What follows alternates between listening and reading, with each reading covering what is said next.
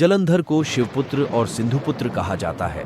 पौराणिक मान्यताओं के अनुसार जलंधर की उत्पत्ति शिवजी के क्रोध से हुई थी, इसलिए उन्हें शिवपुत्र जलंधर कहा जाता है।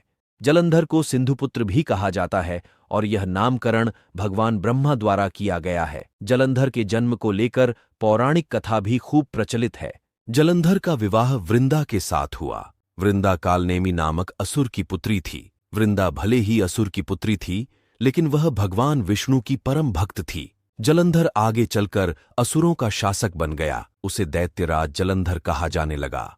जलंधर के पास जो भी शक्तियां थीं, उसका रहस्य उसकी पत्नी वृंदा की पतिव्रता थी।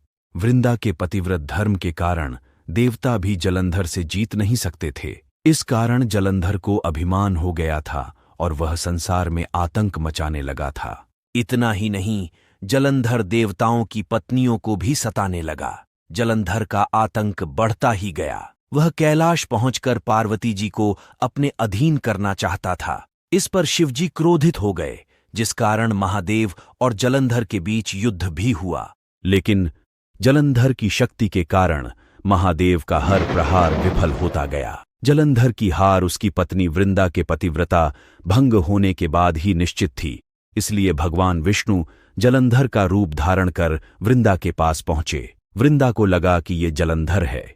वह भगवान विष्णु संग पति जलंधर जैसा व्यवहार करने लगी और इस कारण वृंदा का पतिव्रता धर्म भंग हो गया। इस तरह महादेव द्वारा जलंधर का वध किया गया।